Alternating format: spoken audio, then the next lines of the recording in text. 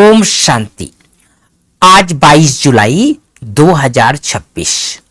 भाई बहनों, आज प्राणेश्वर बाबा की मुरली से याद रखने के लिए कुछ मुख्य बिंदु। बाबा कहते हैं, मीठे मीठे रूहों ने अथवा बच्चों ने गीत सुना। आज मुरली में गीत बजाए भाई बहनों, जाग सजनिया जाग। उसके ऊपर बाबा कह रहे हैं, बच्चों ने गीत सुना। इसको कहा जाता है ज्ञान का गीत। यह गीत तो बहुत अच्छा है। तुम आत्माएं अब जाग गई हो, ड्रामा के राज को भी अभी तुम जान गए हो। भक्ति मार्ग का तो कौतुक देख लिया है। जो कुछ बीता वह तुम्हारी बुद्धि में है। तुम अपने बीते हुए 84 जन्मों की हिस्ट्री को जानते हो। बाप ने 84 जन्मों की कहानी सुनाई है।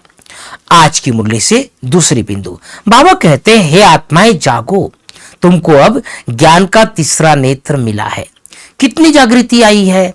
तुम सारी इस दुनिया की हिस्ट्री ज्योग्राफी जानते हो। बाबा तो जानी जाननहार है ना। इसका मतलब यह नहीं कि सबके दिलों को जानना है। यह कौन है, कितना समझाते हैं, या कहां तक पवित्र रहते हैं, कहां तक बाबा को याद करते हैं। मैं हर एक का यह ख्याल क्यों बैठकर करूं। हम तो रास्ता बताते हैं कि तुम आत्माओं को अपने परमपिता परमात्मा को याद करना है। आज की मुरली से मुख्य 5 बातें, जैसे बताया आप सबको। आज का गीत बजा है, जाग सजनिया जाग। पहली बात, मीठे बच्चे, अब तुम्हें नई दुनिया में चलना है।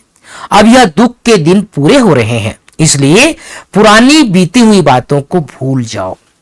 आज की मुरली से दूसरी बात, प्रश्न है, तुम कर्मयोगी बच्चों को कौन सा अभ्यास निरंतर करना चाहिए। उत्तर है, अभी शरीर निर्वाह अर्थ देह में आए और अभी देही अभिमानी। देह की स्मृति बिगर कर्म तो हो नहीं सकता। इसलिए अभ्यास करना है कि कर्म किया, देह अभिमानी बने, फिर देही अभिमानी बन जाओ।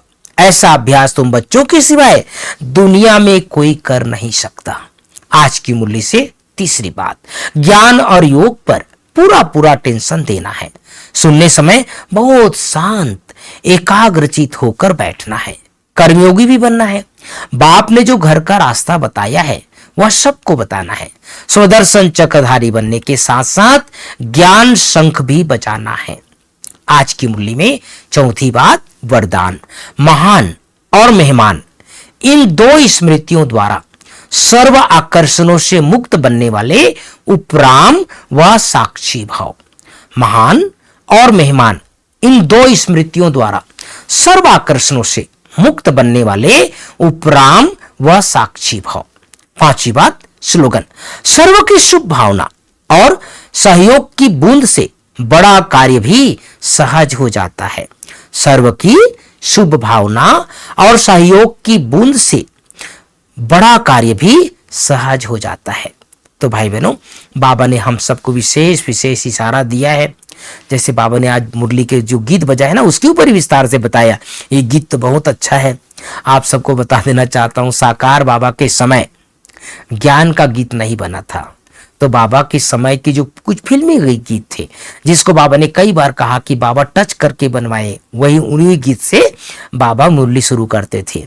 लेकिन बाबा के जो व्यक्त होने से पहले ज्ञान के 2 गीत बन गए थे। ये सब भी हमको याद रहना चाहिए ना।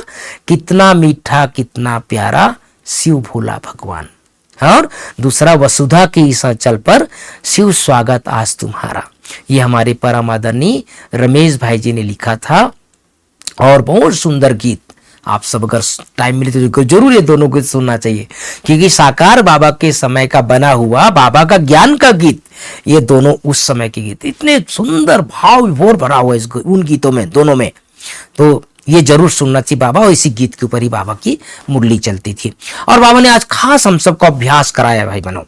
अभी शरीर में आए, अभी शरीर से न्यारे हो गए। देह में आए, देह से न्यारे हो गए। तो सादा दिन कर्म किया, कर्म से न्यारे हो गए।